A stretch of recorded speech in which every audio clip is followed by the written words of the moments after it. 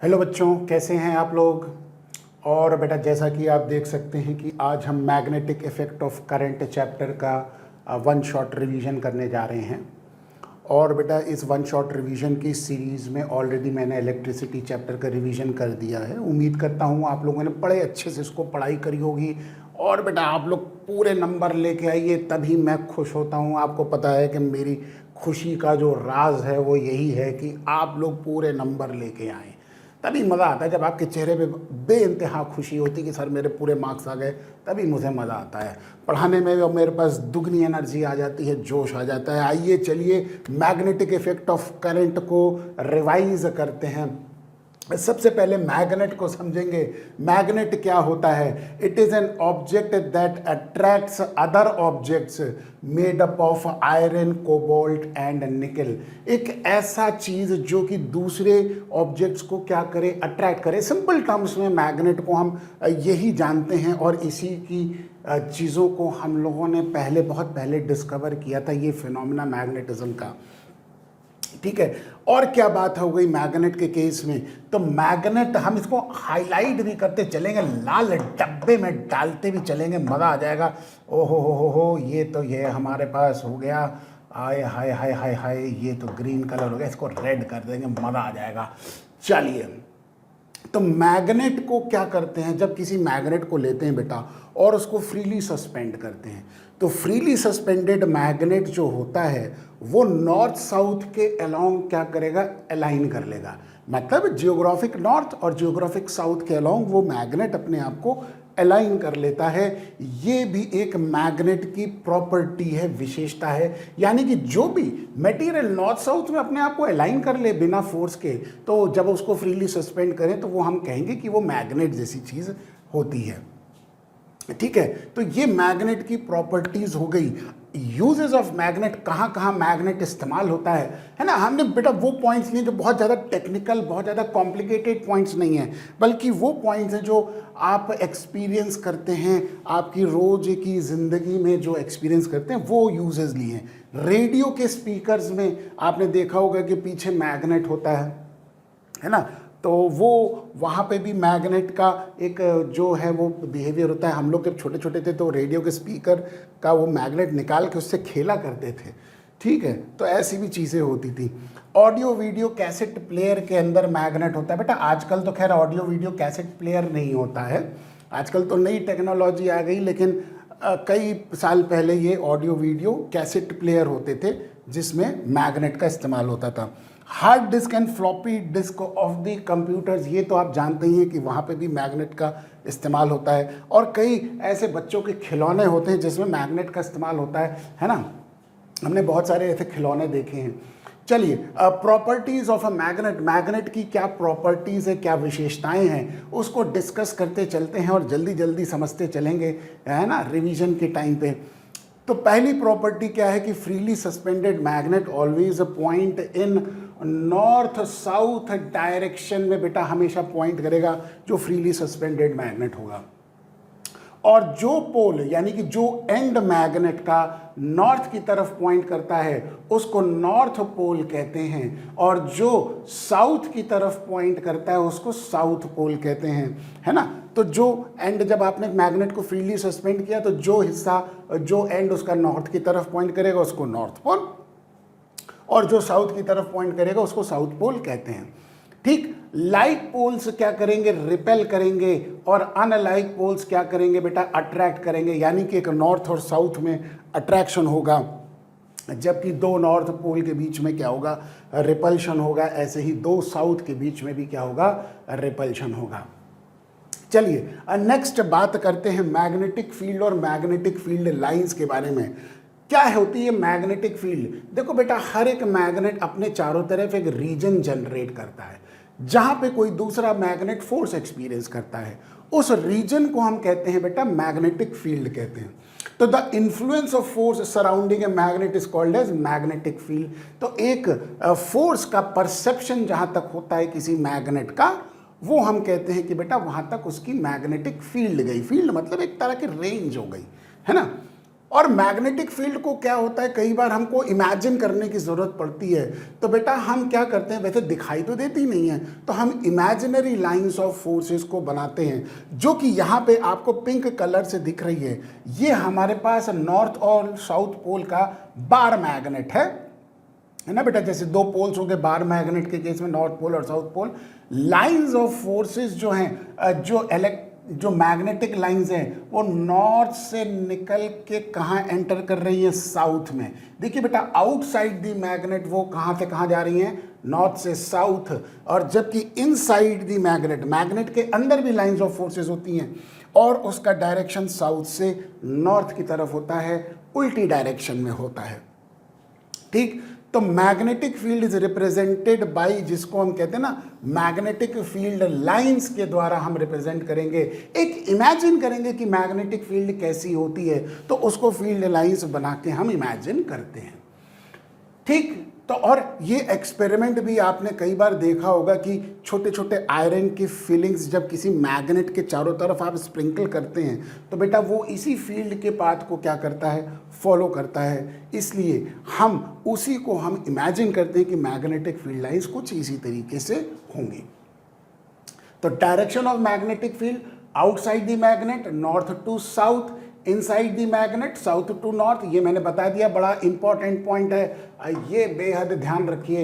ये ऐसे पॉइंट बड़े इंपॉर्टेंट है, छोटे छोटे याद रखिएगा। स्ट्रेंथ ऑफ मैग्नेटिक फील्ड का मतलब क्राउडेड लाइंस, जहाँ पे करीब करीब है, घनी घनी, ये देखिए अंदर की तरफ करीब करीब है ना, यहाँ पे पोल्स के पास काफ़ी करीब करीब हैं, घनी घनी लाइंस ऑफ फोर्सेस हैं, तो वहाँ पे स्ट्रॉन्ग मैग्नेटिक फील्ड को रिप्रेजेंट करेगा। और जो डिस्टेंट लाइंस हैं वो वीक मैग्नेटिक फील्ड को रिप्रेजेंट करेंगी। दूर दूर लाइंस होती हैं तो मैग्नेटिक फील्ड वहाँ पे हम कहेंगे बेटा वीक है। Properties of magnetic field lines, कुछ प्रॉपर्टीज हैं, कुछ मैग्नेटिक फील्ड लाइंस की कुछ विशेषताएं हैं। पहली क्या होगा, they do not intersect each other. कभी भी मैग्नेटिक लाइंस ऑफ फोर्सेस एक दूसरे को इंटरसेक्ट नहीं करती हैं, क्रॉस नहीं करती हैं, कट नहीं करती हैं।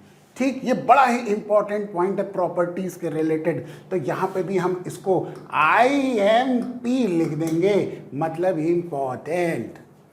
दे are always form a close loop. देखो बेटा क्लोज लूप बन रहा है ना, देखो नॉर्थ से निकली, साउथ में एंटर करी, फिर इनसाइड द मैग्नेट उसका डायरेक्शन साउथ से नॉर्थ की तरफ है, तो एक क्लोज्ड लूप को बनाया। ये हमारे पास बड़ा ही इंपॉर्टेंट पॉइंट हो गया। अरे कहाँ है मेरा लाल डब्बा, ये रहा।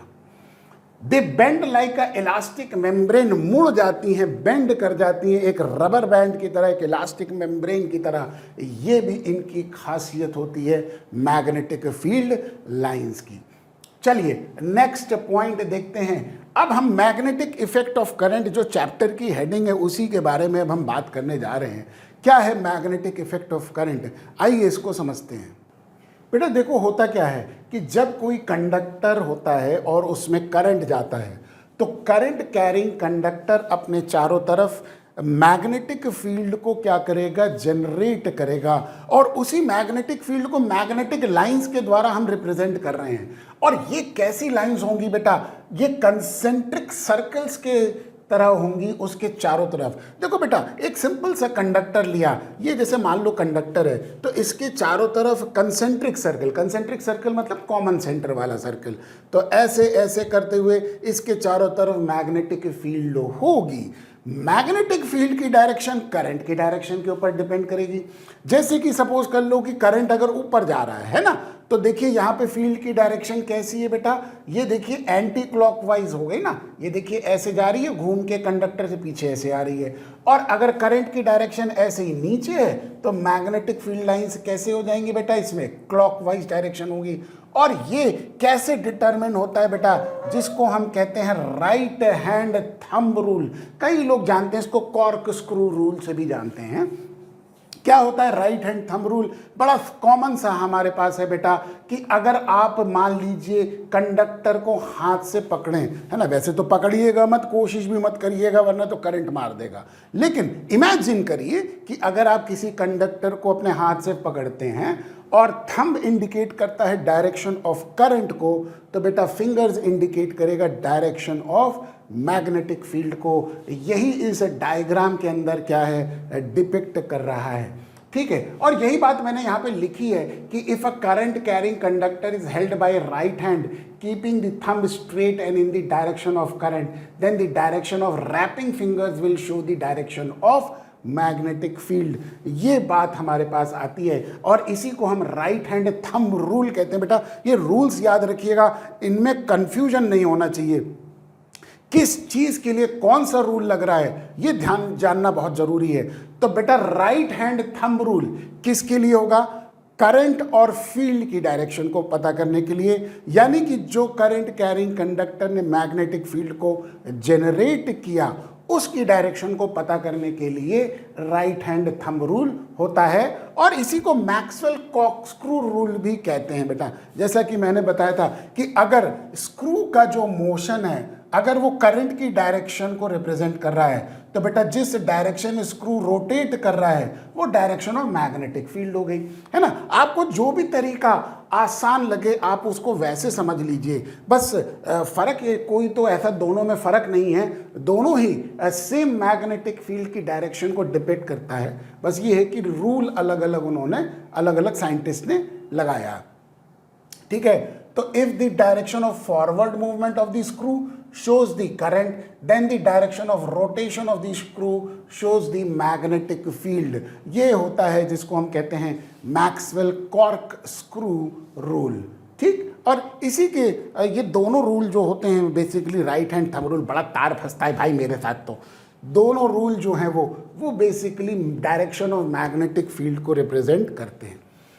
Properties of magnetic field due to a current carrying conductor.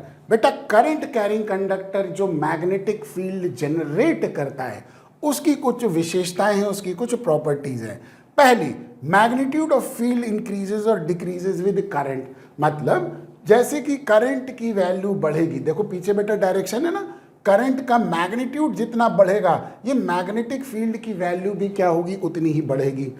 दूसरा पॉइंट क्या कह रहा है कि magnitude of field decreases with the increase in the distance. मतलब कहने का है कि देखो बेटा यहाँ पे अगर हम लेटस से 2 पॉइंट मार्क कर लिया, अरे लाल है कोई बात नहीं, हर ऐसे कर लेंगे। ये मान लीजिए पॉइंट P है और ये मान लीजिए पॉइंट Q है। बेटा Q पॉइंट जो है वो कंडक्टर से दूर है, P पॉइंट करीब है, तो P पे मैग्नेटिक फील्ड की इंटेंसिटी ज़्यादा होगी, Q पे कम होगी। तो जितना दूर पॉइंट होगा फील्ड की इंटेंसिटी, फील्ड का मैग्नीट्यूड उतना ही कम होगा। इन्वर्सली रिलेटेड हो गया ना डिस्टेंस से, तो बेटा डिस्टेंस ज़्यादा है तो फील्ड इंटेंसिटी Q पे कम होगी। यही बात यहाँ पे हमने लिखी है, increase in the distance of the conductor and vice versa. Magnitude of field decreases with the increase in the distance from the conductor. ठीक, नेक्स्ट पॉइंट जो है magnetic field due to a current in a circular loop. बेटा देखो ये circular loop है हमारे पास, यानी कि एक कंडक्टर है जो कि सर्कल के फॉर्म में है ना। और ये एक्सपेरिमेंट भी आपको लैब में टीचर्स ने कराया होगा कि एक कार्डबोर्ड लिया, उसके ऊपर आयरन फिलिंग्स, आयरन के छोटे छोटे जो इसको कहते हैं ना टुकड़े, या आयरन के छोटे छोटे पार्ट्स, नेल्स, जिसको कई बार आयरन फिलिंग्स कहते हैं, आयरन फाइबर भी कहते हैं, वो हमने स्प्रिंकल कर दिया। ठीक, तो हमने ये पाया कि जैसे ही इस लूप में करंट जाएगा ये आयरन के जो फाइबर्स हैं ये मैग्नेटिक फील्ड लाइंस के अलोंग अपने आप को अलाइन कर लेंगे। इससे पता चलता है कि मैग्नेटिक फील्ड लाइंस की डायरेक्शन कैसे है ना। तो बिल्कुल सिंपल तरीके से इसमें भी बिल्कुल वैसे ही निकालेंगे बेटा राइट हैंड थंब रूल से। अब देखो ये देखो जैसे एक छोटा सा पॉइंट ले लेंगे है ना, इस पर्टिकुलर पॉइंट पे बेटा करंट की डायरेक्शन डाउनवर्ड डायरेक्शन हो गई, तो देखो बेटा फील्ड ऐसे हो गई। और इस छोटे से पॉइंट पे करंट की डायरेक्शन किधर हो गई, ऊपर, तो देखो बेटा फील्ड ऐसे हो गई।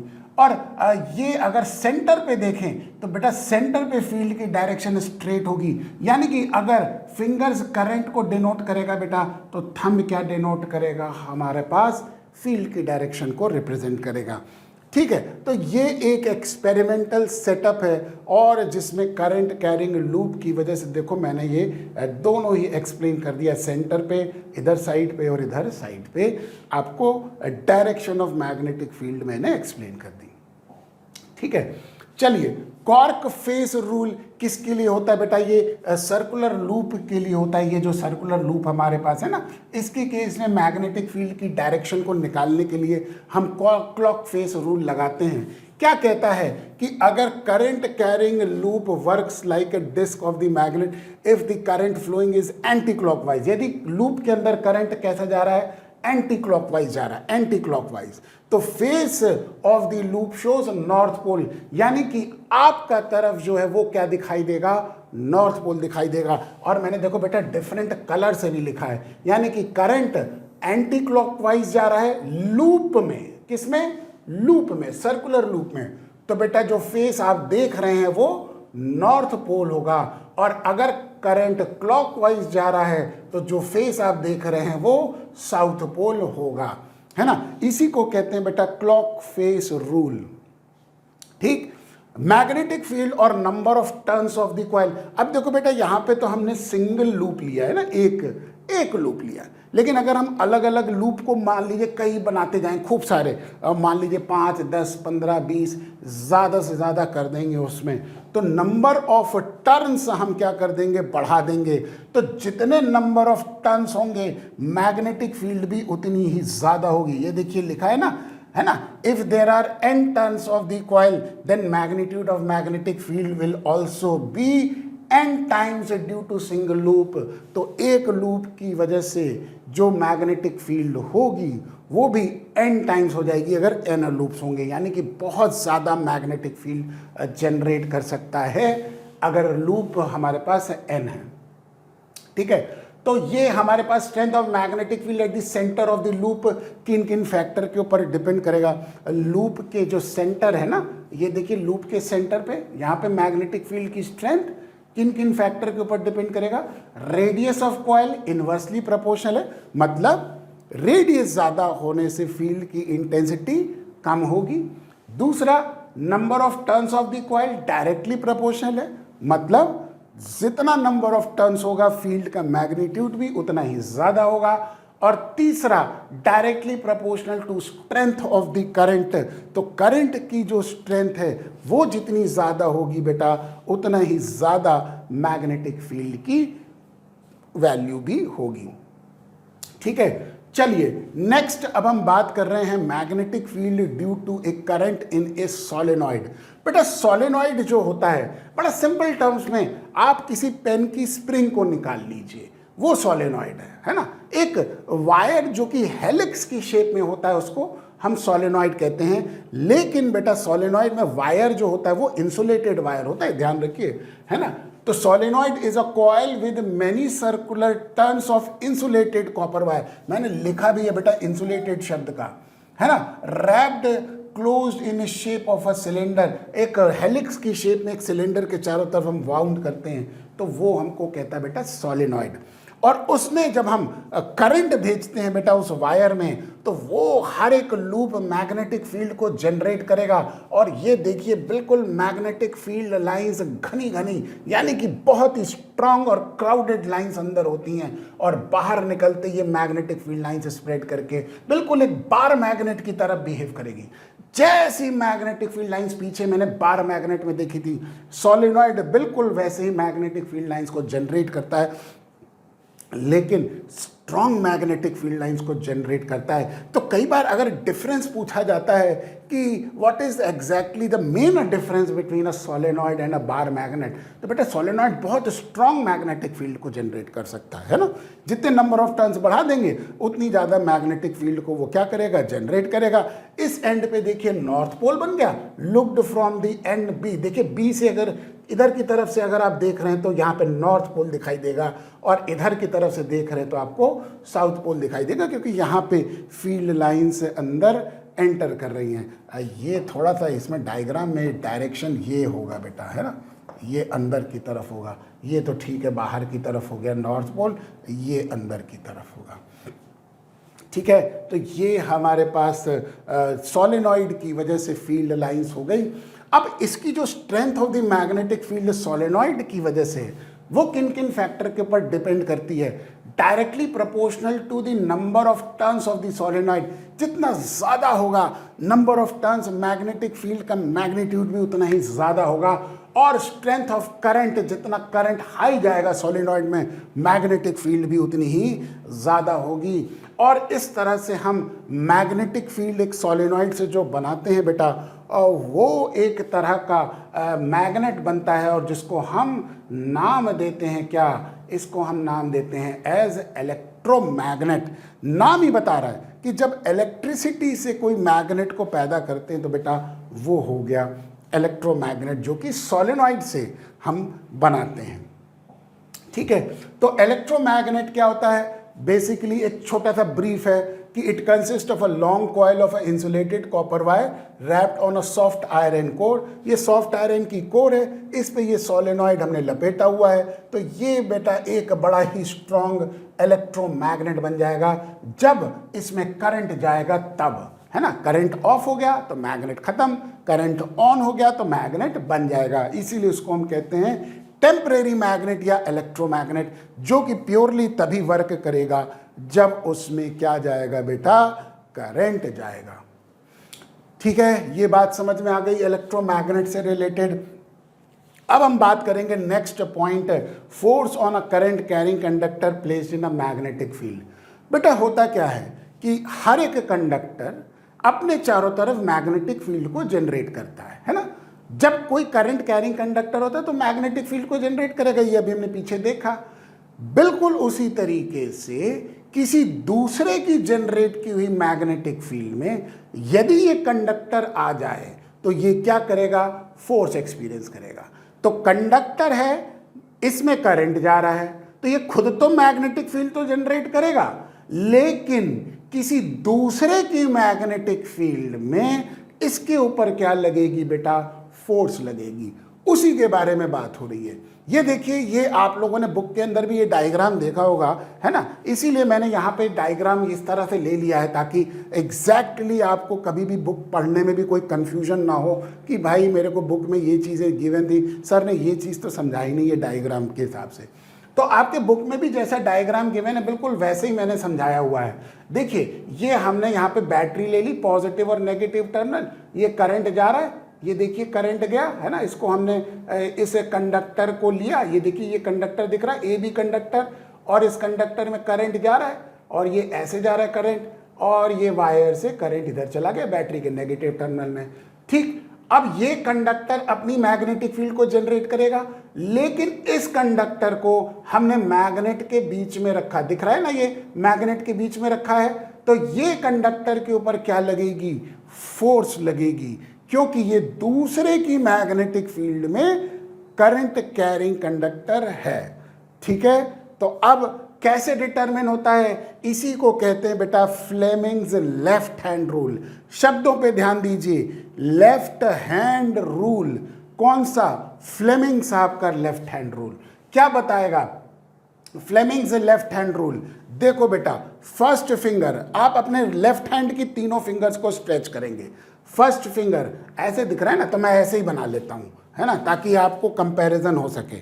ठीक है, तार बहुत फंसता है भाई। ये देखिए, ये हो गई फर्स्ट फिंगर, क्यों बताएगा, फील्ड।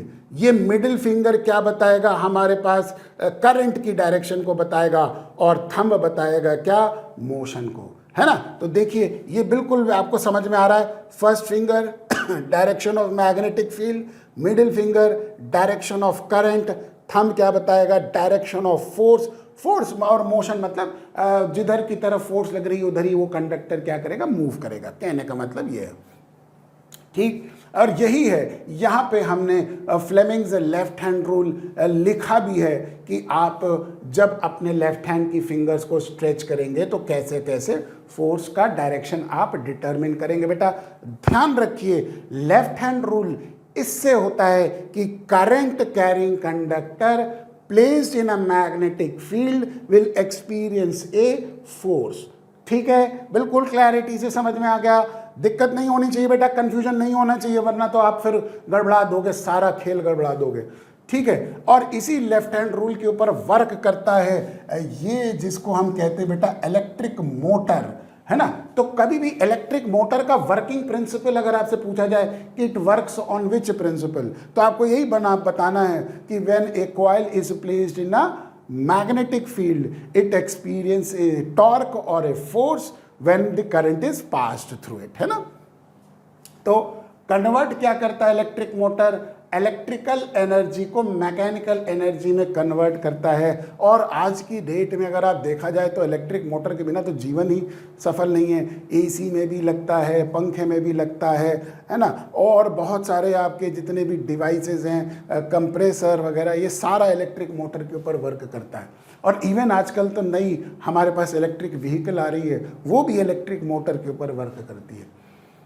ठीक है, तो converts electrical energy into mechanical energy दो तरह की होती हैं, एसी मोटर और डीसी मोटर, है ना।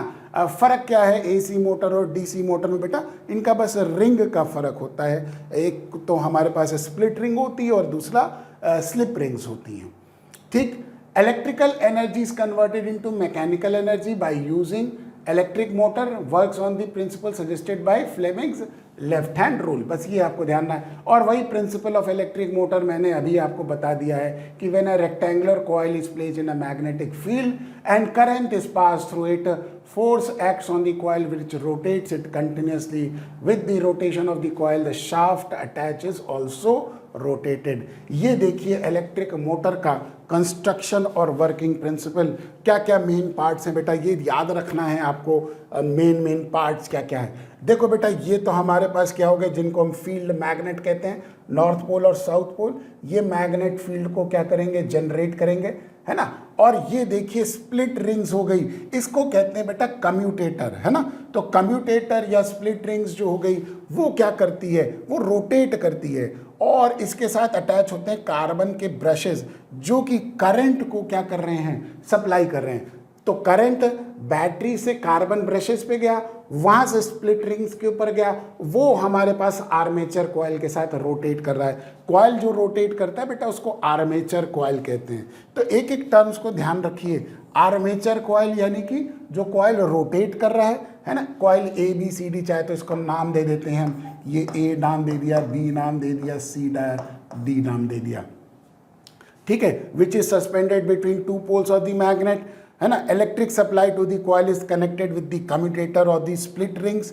Commutator is a device which reverses the direction of electric current when the two halves of the same metallic ring. बेटा होता क्या है कि जैसे देखो इधर की तरफ हमको ये वाला जो हमारे पास कॉइल का हिस्सा है ये ऊपर की तरफ मोशन करना है और ये वाला नीचे करना है, तभी ये कॉइल रोटेट करेगा ना। और ये तभी पॉसिबल है जब इसमें करंट की डायरेक्शन किधर हो बेटा, रिवर्स डायरेक्शन में। अब आप देखिए ऐसे हम लगाएंगे, ये हमने फ्लेमिंग्स लेफ्ट हैंड रूल लगा दिया। देखिए ये देखिए फील्ड की डायरेक्शन जो कि नॉर्थ से साउथ हो गई, और ये देखिए थंब, ये देखिए करंट की डायरेक्शन को डिपेंड कर रहा है, और ये देखिए सॉरी मिडिल फिंगर करंट को बता रहा है और थंब किसको बता रहा है बेटा, देखो फोर्स को बता रहा है। ये देखो थंब फोर्स की डायरेक्शन को बता रहा है ना। तो ये वाला जो कॉइल का आर्म है ये ऊपर उठेगा, इसी तरीके से ये आर्म नीचे जाएगा और ये कॉइल रोटेट करेगा, ठीक। और उसको रोटेट करने में जब वो रोटेट कर जाएगा हाफ सर्कल से, तो बेटा करंट की डायरेक्शन को रिवर्स कर देता है ये स्प्लिट रिंग, ताकि फिर से इस आर्म पे अपवर्ड फोर्स लगे और इस आर्म पे डाउनवर्ड फोर्स लगे। ये काम करता है स्प्लिट रिंग्स और कम्यूटेटर। बाकी तो सारी चीज़ें मैंने बता दी हैं, है ना। ये 5 चीज़ें होती हैं, आर्मेचर, कम्यूटेटर या स्प्लिट रिंग्स जिसको कहते हैं, फील्ड मैग्नेट्स, और उसके बाद कार्बन ब्रशेस, और ये हो गया बैटरी, ठीक। ये सारी बातें मैंने समझा दी हैं बेटा, और ये लिखा भी है यहाँ पे, है ना। कई बार ऐसी चीज़ों को बेटा डायरेक्ट क्वेश्चन पूछ लिया जाता है कि explain with the diagram the working of the DC motor, है ना। तो आप ये पूरा एक मैंने इसी तरीके से स्ट्रक्चर्ड मैंने में लिखा हुआ है कि आप बिल्कुल इसको याद कर लें और बिल्कुल एज इट इज़ लिख दें। मैंने पूरा डायग्राम समझा दिया है। यूजेस ऑफ द मोटर क्या क्या होता है बेटा, यूज्ड कहाँ कहाँ, मैंने वो बातें करी हैं जो बेटा कॉमन है। वैसे तो बहुत सारे यूजेस होते हैं, इंडस्ट्रियल यूज़ होता है इसका, हैवी इंडस्ट्रियल यूज़ होता है, वाटर पंप की तरह यूज़ होता है, लेकिन जो कॉमन है आपको पता है कि इलेक्ट्रिक फैंस में इस्तेमाल होता है, वाटर पंप में इस्तेमाल होता है, कुछ खिलौने में भी इलेक्ट्रिक मोटर का इस्तेमाल होता है। वो एग्जाम्पल्स लिए हैं जो बेटा आप याद रख सकें, आपको commonly day to day life में जो एग्जाम्पल्स देखने को मिलते हैं वही हमने एग्जाम्पल्स यूजेस ऑफ मोटर में लिए हैं। चलिए अब हम बात करते हैं यहाँ पे नेक्स्ट फिनोमेना जिसको हम कहते हैं क्या, इलेक्ट्रोमैग्नेटिक इंडक्शन। देखो बेटा होता क्या है कि जब किसी कॉइल के साथ मैग्नेटिक फील्ड लाइंस में क्या होता है, चेंज होता है ना। सपोज कर लीजिए कि ये हमने एक कॉइल ले लिया, सोलेनॉइड ले लिया, सॉफ्ट आयरन कोर के ऊपर एक वायर को हेलिक्स की शेप में बाउंड कर दिया, इंसुलेटेड वायर को। ठीक, अब देखो बेटा ये सोलेनॉइड तो है लेकिन इसको बैटरी से ना कनेक्ट करके हमने गैल्वेनोमीटर से कनेक्ट कर दिया, तो पावर सोर्स से कनेक्ट नहीं किया है, यानी कि इसमें करंट नहीं जा सकता। इसमें गैल्वेनोमीटर से कनेक्ट करने का मतलब कि यदि इसमें करंट गया तो हमें गैल्वेनोमीटर डिफ्लेक्शन दिखाएगा। हम क्या करते हैं कि मैग्नेट को करीब लाते हैं, जब मैग्नेट को करीब लाएंगे तो मैग्नेट की magnetic lines of forces solenoid से पास होंगी, है ना, और वो जब करीब आएगा तो बेटा वो लाइंस ऑफ फोर्सेस बढ़ेंगी, इंक्रीज करेंगी। इंक्रीज करने से मैग्नेटिक लाइंस में चेंज होता है, उसकी वजह से ईएमएफ पैदा होता है, और ईएमएफ जब होगा तो बेटा अगर सर्किट कंप्लीट होगा तो जैसा कि आप जानते हैं करंट फ्लो करेगा। इस फिनोमेना को इलेक्ट्रोमैग्नेटिक इंडक्शन कहते हैं। शॉर्ट फॉर्म में इसको हम ईएमआई भी कहते हैं कई बार, है ना, कई बार ईएमआई कहते हैं बच्चे लोग, कई बार हंसी मजाक में इसको ऐसे भी कह देते हैं एएमआई, है ना, तो इसको ऐसे भी हंसी मजाक में आप कह सकते हैं EMI. The phenomena of generation of EMF and hence current, पहले तो ईएमएफ जनरेट होगा फिर करंट होगा, है ना बेटा, क्योंकि सर्किट जब कंप्लीट होगा तभी करंट फ्लो करेगा। ईएमएफ तो जनरेट होगा, सर्किट चाहे क्लोज हो चाहे वो ओपन हो, है ना। तो when there is a change in the magnetic lines linked with the coil, ये देखिए यही मैंने आपको बोला है कि जो मैग्नेटिक लाइंस इस कॉइल के साथ पास हो रही हैं उसमें यदि चेंज होता है तो बेटा ईएमएफ जनरेट होता है, इसी को कहते हैं इलेक्ट्रोमैग्नेटिक इंडक्शन। ठीक, ये एक तरह का यहाँ पे देखिए कई बार बुक में भी ऐसा डायग्राम है, तो मैंने एग्जैक्टली सेम डायग्राम यहाँ पे बना रखा है ताकि वो चीज़ें एक्सप्लेन की जा सके। जब आप बुक को भी रेफर करें तो बेटा ये डायग्राम आप समझ सकें। देखो बेटा क्लियरली एक कॉइल है जिसको हम कॉइल 1 कहेंगे, और ये कॉइल है जिसको हम कॉइल 2 कहेंगे। कॉइल 1 को बैटरी से कनेक्ट किया है, यानी कि इसमें करंट जा सकता है, लेकिन कॉइल 2 को बैटरी से कनेक्ट नहीं किया है, इसको गैल्वेनोमीटर से कनेक्ट किया है। ठीक, इसको इलेक्ट्रिकल सोर्स से कनेक्ट नहीं किया, इसको इलेक्ट्रिकल सोर्स से कनेक्ट किया। अब होगा क्या, जैसे ही आप की को प्लग इन करेंगे बेटा, की को प्लग इन करेंगे करंट जाएगा, और एकदम से करंट जाके बेटा जब की ओपन थी तो करंट की वैल्यू 0 थी, है ना, लेकिन जैसे ही आपने की प्लग इन किया करंट की वैल्यू ग्रो करी, और जैसे ही करंट इसमें ग्रो किया इसने मैग्नेटिक फील्ड को जनरेट किया। इसने मैग्नेटिक फील्ड जनरेट करी, वो मैग्नेटिक फील्ड इससे भी पास होगी, किससे, कॉइल 2 से। तो हुआ क्या, कॉइल 1 ने मैग्नेटिक फील्ड को जनरेट किया, वो magnetic lines of forces coil 2 से भी पास हुई। जब करंट ग्रो कर रहा है तो मैग्नेटिक फील्ड भी ग्रो करेगी, तो इसके साथ भी मैग्नेटिक फील्ड ग्रो करेगी, है ना। तो ये जब मैग्नेटिक फील्ड इसके साथ चेंज होगी तो ये क्या जनरेट करेगा बेटा, ईएमएफ, और उस ईएमएफ की वजह से करंट होगा। तो हम ये पाएंगे कि ये गैल्वेनोमीटर देखो बेटा डिफ्लेक्शन दिखा रहा है ना, ये डिफ्लेक्शन, ये एरो का डायरेक्शन दिख रहा है।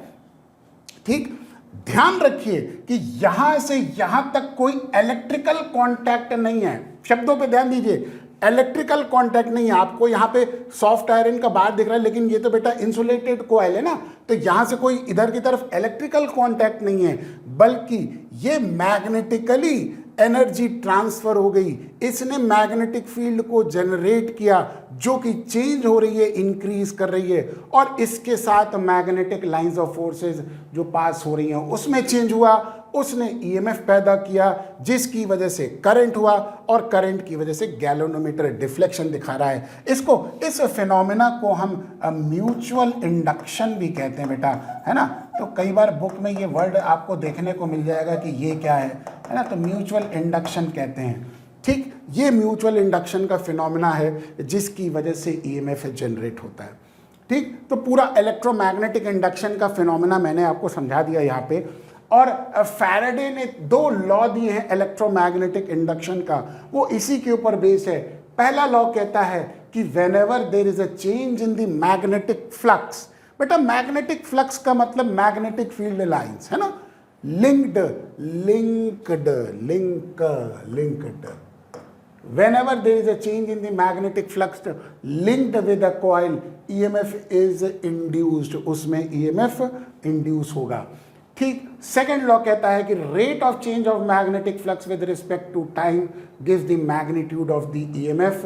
तो EMF जो डेवलप हुआ उसका मैग्नीट्यूड जो होगा rate of change of flux, यानी कि flux changing per unit time, वो EMF का मैग्नीट्यूड देगा।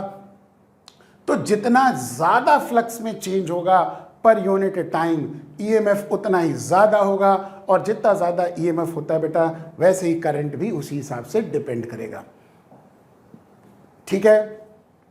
इलेक्ट्रोमैग्नेटिक इंडक्शन के फिनोमेना के ऊपर बेस्ड बेटा देखो EMF का यहाँ पे जो डायरेक्शन ऑफ द EMF है, देखो मैग्नेट का मोशन हुआ है ना, उसने मैग्नेटिक फील्ड को जनरेट किया, मैग्नेटिक फील्ड इस कॉइल के थ्रू पास हो रही है, उसके साथ चेंज हो रहा है, इसने EMF पैदा किया, EMF से करंट पैदा हुआ। ये करंट की जो डायरेक्शन है ये डिटरमिन होती है किससे, राइट हैंड रूल से। बेटा याद रखिए मैंने 3 रूल बताए हैं। पहला कौन सा, राइट हैंड थंब रूल, जिसको क्या कहते हैं, कॉर्क स्क्रू रूल भी कहते हैं, याद आ रहा है ना, करंट और फील्ड के बीच में रिलेशनशिप। दूसरा रूल मैंने बताया था लेफ्ट हैंड रूल, जो कि force on a current carrying conductor के बारे में बताता है कि ये अगर फील्ड है, ये करंट है, तो ये फोर्स की डायरेक्शन हो गई। तीसरा रूल राइट हैंड रूल, जिसको फ्लेमिंग्स राइट हैंड रूल कहते हैं। अब ये राइट हैंड निकालेंगे और देखिए बिल्कुल किधर की तरफ है, ये इधर की तरफ पॉइंट कर रहा है, चलो इधर की तरफ कर देते हैं। ये देखिए फर्स्ट फिंगर फिर से मैग्नेटिक फील्ड को बताएगा, थंब क्या बताएगा, मूवमेंट ऑफ द कंडक्टर, तो बेटा ये मिडिल फिंगर क्या बताएगा, करंट इंड्यूस्ड, ये करंट जो जेनरेट हुआ, इंड्यूस हुआ इलेक्ट्रोमैग्नेटिक इंडक्शन के बेसिस पे, उसकी डायरेक्शन बताएगा ये मिडिल फिंगर। बेटा समझ में आ गया, ठीक है। बेहद इंपॉर्टेंट है ये तीनों रूल, और इनमें डिफरेंस बहुत क्लैरिटी से समझिए बेटा। मैं यहां पे लिख भी देता हूं IMP, आपको सफेद में लिख दिया ताकि आपको याद रहे। आहा मजा आ गया, ठीक है। अब देखिए होता क्या है कि बेटा करंट मैक्सिमम कब होगा, जब मैग्नेटिक फील्ड और मोशन ऑफ द कंडक्टर, इन दोनों के बीच में क्या होगा बेटा, डायरेक्शन क्या होगा, म्यूचुअल परपेंडिकुलर होगा।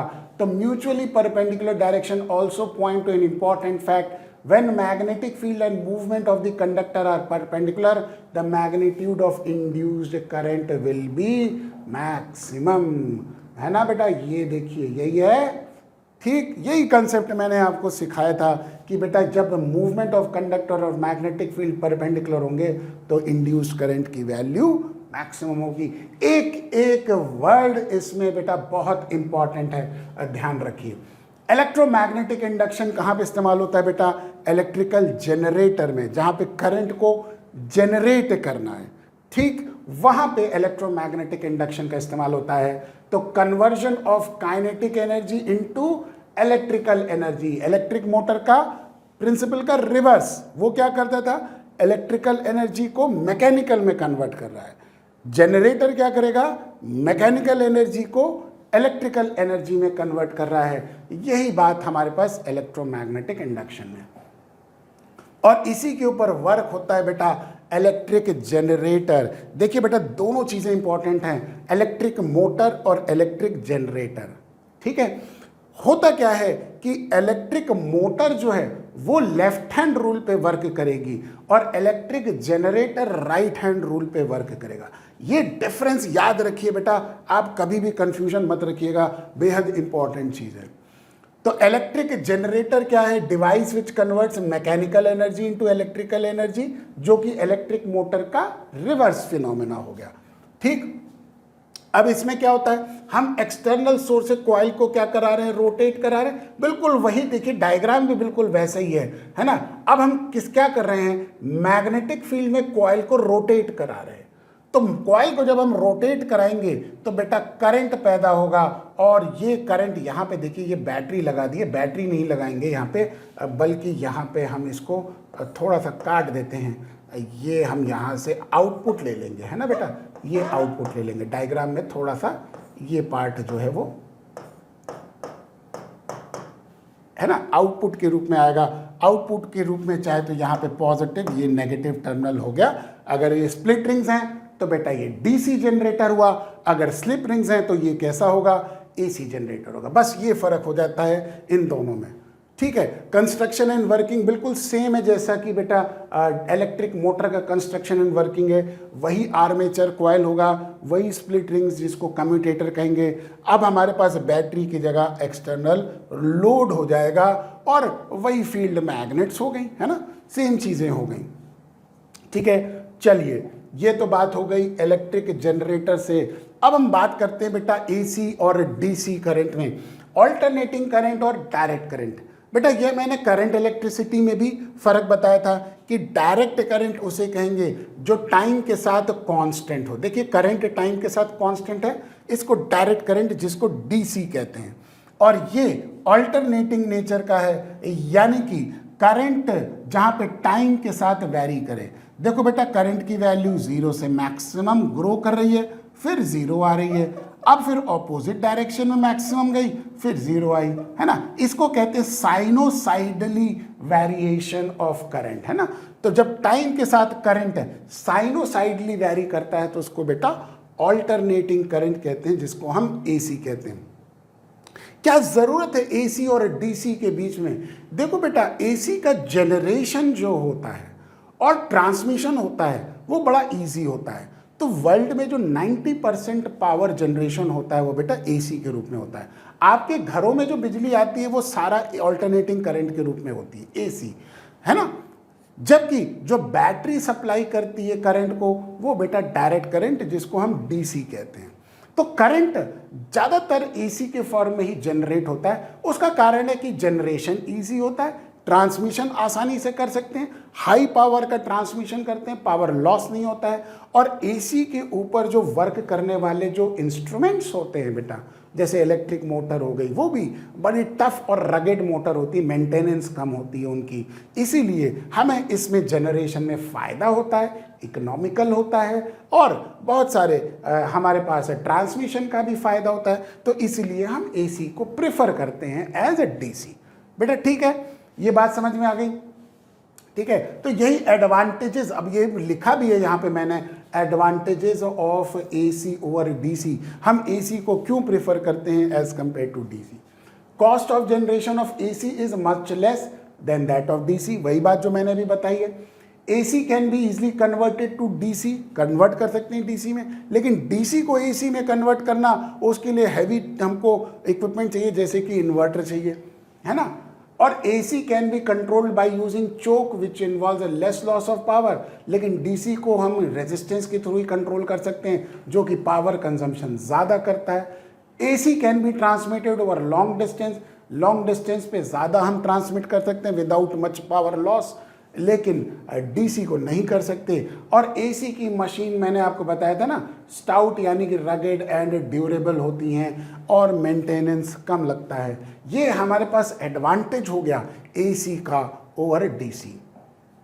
ठीक है, लेकिन AC के डिसएडवांटेज भी हैं, बहुत कम डिसएडवांटेज हैं। जब हम देखो कई बार क्या होता है कि बेटा जब हम एडवांटेजेस और डिसएडवांटेजेस को देखते हैं तो हम ये पाते हैं कि भाई अगर एडवांटेजेस ज़्यादा मिल रहे हैं तो हम उनको प्रेफर करेंगे और उसकी वजह से हम चीज़ों को इस्तेमाल करेंगे। ठीक है, और वही कंसेप्ट है कि डिसएडवांटेज में क्या है, पहला कि भाई AC बहुत डेंजरस है एज कंपेयर टू DC।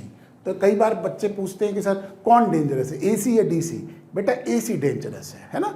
तो सावधानी रखनी है बस, और क्या करना है आपको, लाइव वायर पकड़ के खड़े नहीं रहना है कि हाँ साहब लाइव वायर पकड़ ली, देखो बहादुरी दिखा दी, ऐसा नहीं करना है बेटा, ये सब चीज़ें गलत होती हैं, है ना। वरना तो फिर आपको क्या, फिर एसी किसी का सगा नहीं होता, बिजली किसी की सगी नहीं होती, वो आपको सबको मार देगी, अगर आपने उसके साथ छेड़खानी करी, गलत हरकत करी, वो मार देगा। ठीक, AC cannot be used for electrolysis purpose or showing electromagnetism as it reverses its polarity। AC को इलेक्ट्रोलाइसिस प्रोसेस पे इस्तेमाल नहीं कर सकते, वहाँ पे सिर्फ DC का इस्तेमाल करते हैं। एक दो ही बस डिसएडवांटेज है, कई बार एडवांटेज की बजाय डिसएडवांटेज पूछ लेता है। अब बात करते हैं डोमेस्टिक इलेक्ट्रिक सर्किट की, इलेक्ट्रिक सर्किट डोमेस्टिक में कैसे, हमारे घरों में कैसे आता है बेटा, इसके बारे में समझाएंगे। देखो बेटा, पहली चीज़, एसी की जो फ्रीक्वेंसी है वो 50 हर्ट्ज होती है हमारे घरों में जो आती है, और जो वोल्टेज हमारे घरों में आता है वो 220 वोल्ट होता है। बेटा ये नॉर्मल घरों में आने वाला है, हम फैक्ट्रीज की बात नहीं कर रहे हैं, हम घरों में आने वाली बात कर रहे हैं, सिंगल फेज की बात कर रहे हैं। ठीक, तो इसमें 3 वायर होती हैं, एक जिसको लाइव वायर कहते हैं जो कि रेड रंग से आपको यहाँ पे दिख भी रही है, रेड कलर से। दूसरा न्यूट्रल वायर जो कि ब्लैक कलर से होती है, क्योंकि हमारा बोर्ड ब्लैक कलर है इसीलिए मैंने येलो से न्यूट्रल वायर बना दिया है। और तीसरा अर्थ वायर जो कि ग्रीन कलर से होती है, ये ग्रीन कलर वाली वायर जो हो गई ये सारी अर्थ हो गई। अब देखिए होता क्या है, हमारे पास अर्थ की जो चीज़ हो गई, ये हम हर एक इलेक्ट्रिकल इक्विपमेंट से कनेक्ट करके ग्राउंड पे भेज देते हैं, ताकि इलेक्ट्रिकल इक्विपमेंट्स में बेटा जो चार्ज स्टोर हो जाता है वो आपको शॉक ना दे। कई बार क्या होता है कि इलेक्ट्रिकल इक्विपमेंट्स में कहीं फॉल्टी वायरिंग की वजह से बेटा करंट आ जाता है, तो आप छूते हैं तो आपको करंट मार जाता है। कई बार फ्रिज में गीले पैर से आप, पैर ज़मीन गीली है, फर्श गीली है, आपने फ्रिज को छुआ, आपने एकदम से शॉक पाया, ठीक है, तो वहाँ पे अर्थ वायर क्या करता है, इस शॉक को प्रिवेंट करता है। Earth body of the electrical appliance से कनेक्ट होता है, और वो अर्थ के अंदर हम क्या करते हैं, एक होल डिग करके उसके अंदर एक मेटालिक प्लेट डालते हैं, ताकि वो करंट डायरेक्टली कहाँ चला जाए, अर्थ पे। और ये हर एक इलेक्ट्रिकल इक्विपमेंट से कनेक्टेड होता है, तो ये ग्रीन वायर से क्या होता है बेटा, कनेक्टेड होता है। ठीक है, दूसरा हो गया अब लाइव वायर, जिसमें बेटा करंट जाता है, और ये करंट पास होने के बाद, अप्लायंस के थ्रू पास होने के बाद किस में आएगा बेटा, न्यूट्रल वायर में आएगा, है ना। तो आपने देखा क्या क्या घर में चीज़ें होती हैं, एक तो फ्यूज़ वायर होता है, फ्यूज़ बॉक्स जिसको हम कहते हैं, इलेक्ट्रिक मीटर होता है, एनर्जी मीटर जो होता है ना, ये सब आपके घरों में लगा ही हुआ है। एनर्जी मीटर आपने देखा होगा, हर एक घर में एनर्जी मीटर होता है जो कि यूनिट का कंजम्पशन बताता है हमें। और फिर डिस्ट्रीब्यूशन बॉक्स होता है, जिसमें घर के अलग अलग कमरों में हमारे पास कहाँ कहाँ कैसे कैसे करंट जाना है, यहाँ से वायर हमारे पास कनेक्टेड होती है। ठीक, अब जैसे कि ये एक डिस्ट्रीब्यूशन बॉक्स से एक कमरे की लाइट सर्किट गई, तो देखो बेटा ये प्लग पॉइंट का फेज हो गया, लाल वाला पॉइंट जिसको हम फेज कहते हैं, है ना, ये पैरेलल कनेक्शन हो गया, और येलो वाला पॉइंट जो कि न्यूट्रल हो गया, ये पैरेलली कनेक्टेड हो गया। तो न्यूट्रल वायर से सारे येलो वाले कनेक्ट कर दिए, लाल वाले से सारे फेज वाले कनेक्ट कर दिए, और बेटा जो मिडिल वाला पॉइंट है जो कि बॉडी ऑफ द अप्लायंस है, उससे कनेक्टेड हो गया अर्थ वायर। ये हमारे पास डोमेस्टिक इलेक्ट्रिक सर्किट का डायग्राम हो गया, जो बुक्स में आपको गिवन है वही डायग्राम मैंने यहाँ पे बनाया हुआ है। ठीक है, तो चलिए, ये तो बड़ी कॉमन सी चीज़ें आप पढ़ चुके होंगे, एक बार ही पढ़ना होता है इसको, ध्यान में बाकी याद रहता है। नेक्स्ट पॉइंट जो हम जानेंगे बेटा वो शॉर्ट सर्किट और ओवरलोडिंग जानते हैं। शॉर्ट सर्किट कब होती है बेटा, जब लाइव वायर और न्यूट्रल वायर आप बिना लोड के जोड़ दें, लाइव वायर होगी, न्यूट्रल वायर होगी, अब इसको किसी भी अप्लायंस के थ्रू कनेक्ट ना करके आपने डायरेक्ट जोड़ दिया, उसको कहते हैं बेटा शॉर्ट सर्किट। तो शॉर्ट सर्किट दो कारण से होती है, जब दो वायर बगल बगल जा रही है और उनकी इंसुलेशन क्या कर जाए, खत्म हो जाए, तो दोनों वायर जुड़ गए, है ना, तो वो हो गया damage of insulation in the power lines and fault in the electrical appliance. कई बार इलेक्ट्रिकल अप्लायंस में फॉल्ट हो जाती है तो भी शॉर्ट सर्किट हो जाता है। शॉर्ट सर्किट बेहद खतरनाक चीज होती है, घर में आग लग सकती है, और उससे क्या होगा, पूरी वायरिंग जल सकती है। तो बेटा high current, large current flow करता है। ये देखो मैंने लिखा भी है कि जब live wire with neutral wire touch कर जाता है, लार्ज करंट फ्लो करता है ना, इन दी सर्किट, इसकी वजह से उसको हम कहते हैं बेटा शॉर्ट सर्किट, और ये वायरिंग को जला देता है। ठीक है, शॉर्ट सर्किट एक तो ये कारण हो गया, कई बार ओवरलोडिंग की वजह से भी हैवी करंट हो गया, मतलब घरों में बहुत सारे अप्लायंसेज आपने जला दिए, बहुत सारे, खूब सारे, पूरे घर की लाइटें जला दी, है ना। अब पता चला खूब सारा करंट गया, अब जब करंट जाएगा तो फ्यूज वायर गर्म होगा और वो जल जाएगा। तो फ्यूज वायर क्या करता है, ओवरलोडिंग और शॉर्ट सर्किट को क्या करता है, प्रिवेंट करता है। जब करंट एक सर्टेन वैल्यू से ज़्यादा जाएगा तो फ्यूज वायर उसको प्रिवेंट कर देता है।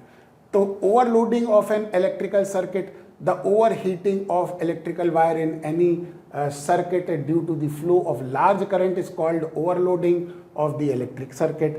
A sudden large amount of current flows through the wire which causes overheating and may cause a fire also. ये मैंने ऑलरेडी डिस्कस कर लिया। इलेक्ट्रिक फ्यूज इन चीज़ों को प्रिवेंट करता है, यानी कि शॉर्ट सर्किट और overloading of the electrical circuit को। प्रोटेक्टिव डिवाइस होता है, तो फ्यूज का काम क्या है, खुद जल जाओ लेकिन अप्लायंसेस को बचा लो, ये काम है। तो इसको क्या करते हैं, एक थिन वायर होती है जिसका लो मेल्टिंग पॉइंट होता है, बेटा ये बड़ा इंपॉर्टेंट चीज़ है, ध्यान रखिए, और हाई रेजिस्टेंस होगा। लो मेल्टिंग पॉइंट और हाई रेजिस्टेंस होगा तो जब इसके थ्रू करंट ज़्यादा जाएगा तो ये मेल्टिंग पॉइंट लो होने की वजह से जल जाएगा, गल जाएगा। ठीक है, ये ध्यान रखिए, IMP लिख दिया मैंने। ठीक, तो वो इलेक्ट्रिकल अप्लायंसेस को, आपके कॉस्टली अप्लायंसेस को प्रोटेक्ट कर लेगा। फ्यूज वायर तो जल जाएगा, खुद आप रिप्लेस कर दीजिए। आजकल फ्यूज वायर नहीं है, आजकल क्या हो गया, MCB बनने लग गया है, जिसको हम कहते हैं मास्टर सर्किट ब्रेकर, है ना। ठीक है, तो ये हमारे पास fuse is always connected to live wire. हमेशा ध्यान रखिए, फ्यूज को कहाँ कनेक्ट करते हैं, लाइव वायर में कनेक्ट करेंगे, न्यूट्रल में नहीं कनेक्ट करेंगे। Fuse is always connected in series to the electrical circuit, series में कनेक्ट करते हैं। ये पॉइंट्स याद रखने वाली चीज़ें बेटा बेहद इंपॉर्टेंट है, यानी कि फ्यूज को लाइव वायर में कनेक्ट करेंगे, सीरीज में कनेक्ट करेंगे, always connected at the beginning of the electric circuit. ये देखिए पीछे बिगिनिंग में ही हमने कनेक्ट कर दिया, मीटर से बल्कि पहले ही कनेक्ट कर दिया फ्यूज वायर को, है ना।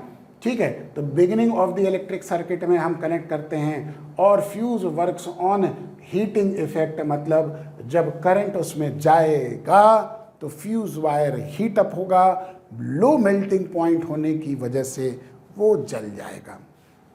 ठीक है, तो बेटा ये हमने magnetic effect of current chapter का बेटा रिवीजन कर लिया है। उम्मीद करता हूँ कि आपने वन शॉट रिवीजन देखेंगे और पूरा अच्छे से पूरे चैप्टर की तैयारी कर लेंगे। मेन सारी बातें मैंने कर ली हैं जो इस चैप्टर से रिलेटेड है। ठीक है, चलिए आज के लिए इतना ही बहुत है। Thank you so much, have a nice day.